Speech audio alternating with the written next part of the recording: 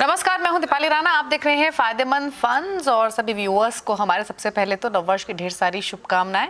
और आज फायदेमंद फंड्स में हम बात करेंगे DSP banking and financial services fund की, जिससे मैनेज करते हैं धवल गड़ा। उनसे हम बातचीत करेंगे, लेकिन सबसे पहले तो ये समझना ज़रूरी है कि ये साल मार्केट्स के लिए कैसा रहा, क्या की लर्निंग्स रही और 2025 से क्या एक्सपेक्ट करना चाहिए।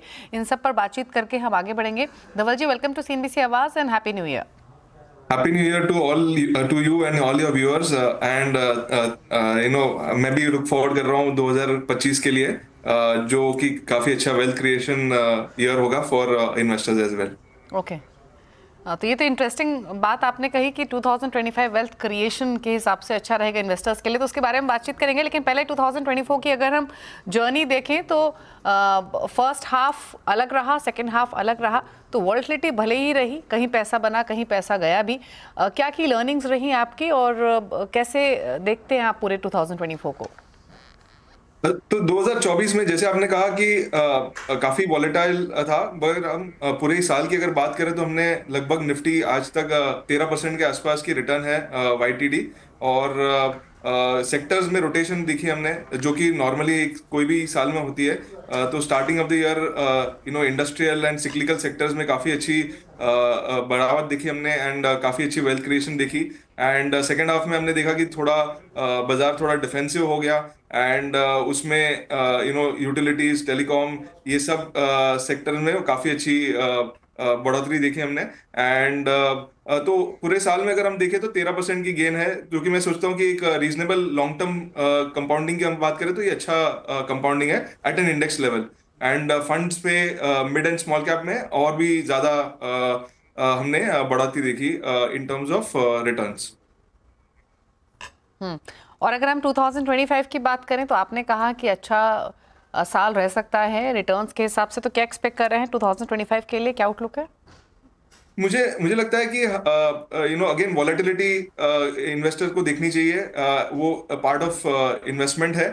मगर पूरे साल की अगर मैं बात करूं तो मुझे लगता है कि जो हमने 2024 में देखा in terms of return for Nifty for example, हमें लगता है कि बाय एंड लार्ज अगर मैं अर्निंग ग्रोथ की बात करूं तो 8-9% अर्निंग ग्रोथ लोग एक्सपेक्ट कर रहे हैं। अगर हम री रेटिंग ना भी पकड़े तो उस तरह की रिटर्न हम देख सकते हैं at a index level for 2025 भी।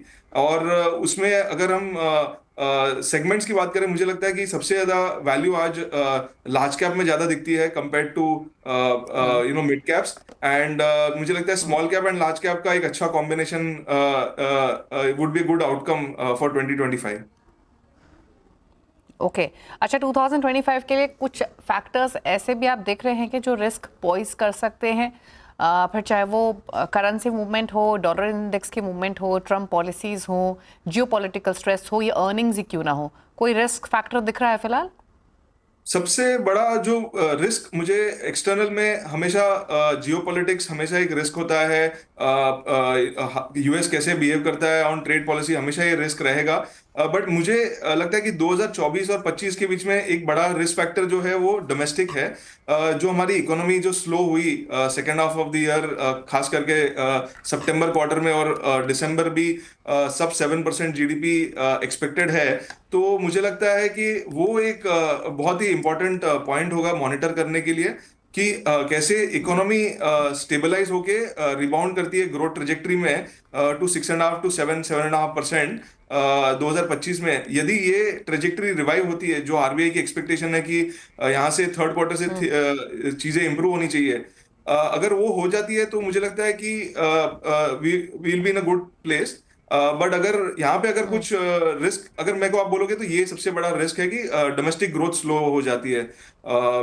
वो सबसे बड़ी रिस्क है मेरे हिसाब से। हम्म, अच्छा वॉलेटिलिटी तो रहेगी धवल, लेकिन नए रिकॉर्ड हाइज बनेंगे क्या, एक्सपेक्ट करें इंडेक्स लेवल पे किसी भी? पॉसिबल है, मैं रूल आउट नहीं करूंगा उसे। अच्छा, एक चीज़ और, अब थीम्स क्या रह सकते हैं? आपने कहा लार्ज कैप स्मॉल कैप का एक कॉम्बिनेशन है जो कि 2025 में प्ले हो सकता है, मिड कैप शायद उतना बेटर परफॉर्म ना करे। लेकिन क्या ये साल, क्योंकि आपने वॉलेटिलिटी की बात की, डिफेंसिव्स के नाम रहेगा या फिर cyclicals will be taking over again, कैसे देखते हैं आप? मुझे लगता है कि start of the year defensive कि अच्छी पोर्टफोलियो में अच्छी पोजीशन हो सकती है, क्योंकि अगर आप इवेंट्स की बात करें, जनवरी में काफी सारे इवेंट्स लाइंड अप है। यूएस प्रेसिडेंशियल चेंज है, उसके बाद फेड की मीटिंग है, देन फरवरी में हमारी खुद की बजट है, आरबीआई पॉलिसी है। तो काफी सारे इवेंट्स है इन द फर्स्ट क्वार्टर। और उसके बाद अगर हम देखें तो जनरली इलेक्शन कैलेंडर काफी लाइट है in this year until fourth quarter, calendar quarter. तो मुझे लगता है कि स्टार्टिंग में डिफेंसिव अच्छा कर सकते हैं, बट पूरे साल की अगर मैं बात करूं तो पोर्टफोलियो पोजीशनिंग में ज्यादातर मुझे value banking and financial services में दिखती है, आईटी सर्विसेज में दिखती है, और टू सम एक्सटेंट मैं बोलूंगा कि यूटिलिटीज स्पेस में दिखती है। तो मुझे लगता है यहाँ पे सबसे ज्यादा वैल्यू है compare to other sectors. Consumer में अभी भी मुझे लगता है कि वाइल वैल्यूएशंस काफी करेक्ट हो गए हैं, लेकिन अंडरलाइंग डिमांड जो लोग एक्सपेक्ट कर रहे हैं वो अभी भी नहीं आ रही है। और दूसरा है वहाँ पे बिजनेस मॉडल भी काफी ट्वीक हो रहे हैं, डिलीवरी साइड पे वगैरह बिजनेस मॉडल काफी ट्वीक हो रहे हैं। तो मुझे लगता है बैंकिंग फाइनेंशियल, आईटी और यूटिलिटीज, इसमें ज्यादातर वैल्यूएशन कंफर्ट भी है और अर्निंग्स की टेलविंड भी आ सकती है as we go into calendar 25।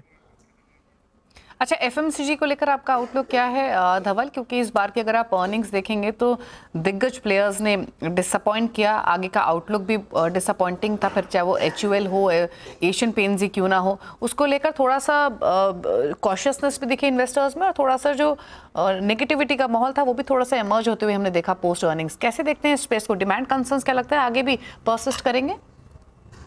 हाँ, as we speak demand challenge है। इस क्वार्टर भी हमने जो प्रीव्यूज किए हैं उसमें डिमांड चैलेंजेस अभी भी परसिस्ट कर रहे हैं इस स्पेस में। जैसे कुछ कंपनीज ने अपने आउटलुक ऑलरेडी दे दिया है थर्ड क्वार्टर में, जिसमें उन्होंने वार्निंग इंडिकेट कर दिया है टू अर्निंग्स। तो मुझे लगता है कि वहां पे अभी भी अर्निंग स्टेबलाइज नहीं हुई है। तो इसके लिए मैं बोल रहा हूँ कि कंजम्पशन स्पेस में कुछ बिजनेस मॉडल रिलेटेड इश्यूज है और कुछ डिमांड रिलेटेड इश्यूज है, जो कि मुझे लगता है कि अभी भी उसकी बॉटम आउट ऐसा लगता नहीं है कि बॉटम आउट हुई है। इसके लिए we would be waiting and watching in this space. और एक क्विक कमेंट आपका फार्मा पर भी, 2025 के लिए फार्मा को लेकर क्या आपका आउटलुक है? क्योंकि अगर हम कंपनीज के कमेंट्री देखें, अर्निंग्स की, आगे का आउटलुक देखें, तो चीज़ें सो फार सेटल्ड ही दिख रही हैं। कैसे देखते हैं आप इस पूरे स्पेस को? मुझे लगता है कि जो री रेटिंग फार्मा स्पेस में हुई थी relating to US recovery in in most companies की अर्निंग में, अगर आप देखेंगे तो यूएस का काफी बड़ा डेल्टा रहा है। और आगे जाके भी अगर हम बड़े फार्मा कंपनीज की बात करें तो यूएस का काफी अच्छा कंट्रीब्यूशन है इंक्रीमेंटल अर्निंग में। डोमेस्टिक बिजनेस काफी स्टेबल ग्रोथ रेट पे है, एंड प्रॉफिटेबिलिटी भी काफी बाय एंड लार्ज काफी स्टेबल है। तो मैं बोलूंगा कि ये एक market return kind of space रहेगा। मैं बहुत ज्यादा बेरिश भी नहीं हूँ और बहुत ज्यादा बुलिश भी नहीं हूँ। इसमें कंपनी स्पेसिफिक स्पेस अगर आप देखेंगे तो काफी अच्छी कंपनीज अभी भी अवेलेबल है एट रीजनेबल वैल्यूएशन, एंड तो विच इज वेयर थोड़ा एक एक्टिव मैनेजमेंट का खेल है यहाँ पे। मगर ओवरऑल अगर आप मेरे को बोले कि क्या ये स्पेस आउट परफॉर्म कर सकता है बहुत ज्यादा, मुझे नहीं लगता है। काफी अंडर परफॉर्म कर सकता है, अगेन मुझे नहीं लगता है। तो मुझे लगता है मार्केट रिटर्न मोटा मोटा ये रिटर्न दे सकता है।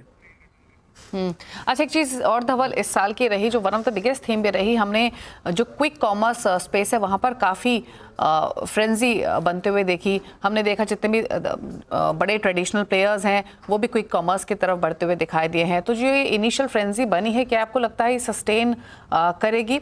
और जो ट्रेडिशनल बिग रिटेलर्स हैं उनको लेकर आपका आउटलुक क्या है?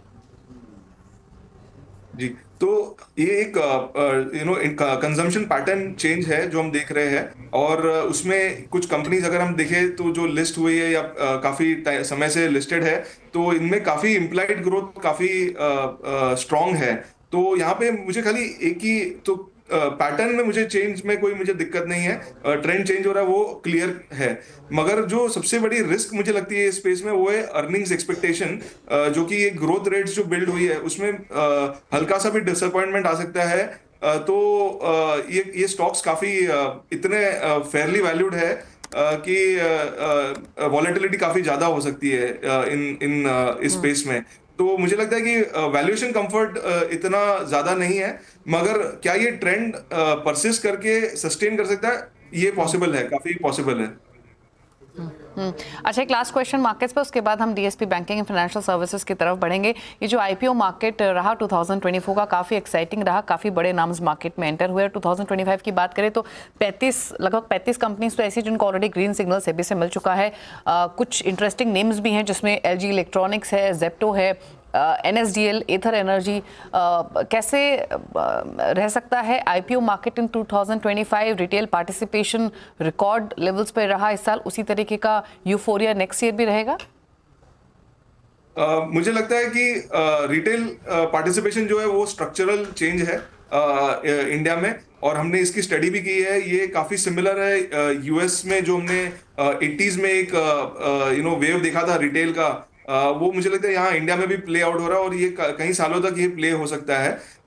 मुझे लगता है इक्विटी कल्चर जो है वो हाउस होल्ड में डीपर एंड डीपर हो रहा है, एंड उसकी डेटा हमें दिख रही है, जहाँ पे नए अकाउंट खुल रहे हैं बियॉन्ड टॉप 20 सिटीज भी। तो मुझे लगता है ये सस्टेन कर सकता है और ग्रो भी कर सकता है यहाँ पे। आपने आईपीओ की जो बात की है, लिस्टिंग वगैरह, मुझे लगता है ये थोड़ा जो हमने ग्रोथ देखी है लिस्टिंग में, जो ग्रोथ देखी है नए आईपीओ में ग्रोथ देखी है, क्या वो ग्रोथ सस्टेन करेगी? मुझे लगता है वहां पे थोड़ा मॉडरेशन आ सकता है, लेकिन इन एब्सोल्यूट टर्म्स जो हमने इश्यूएंस देखा है 2023 में, 2024 में, मुझे लगता है वो 25 में भी पॉसिबल है। As long as market steady रहे तो ये पॉसिबल है। मगर ग्रोथ रेट जो हमने देखे वो शायद मॉडरेट हो जाएंगे। हम अपने पोर्टफोलियो में भी इसको ऐसे ही बिल्ड कर रहे हैं कि बीएफएसआई में ये बहुत बड़ा प्ले है कैपिटल मार्केट्स, और उस तरीके से मुझे लगता है कि ये ग्रोथ रेट जो है वो मॉडरेट रहेगी, मगर एब्सोल्यूट में काफी अच्छा न्यू इश्यूएंस भी दिखेगा और अच्छे क्वालिटी कंपनीज भी आएंगे इसमें। वक्त हुआ इसी के साथ एक ब्रेक का। ब्रेक के उस पर DSP banking financial services fund की और डिटेल्स को समझेंगे, जानेंगे कितने समय में इस फंड का ओवरव्यू होता है। जल्द वापस आते हैं एक छोटे से ब्रेक के बाद।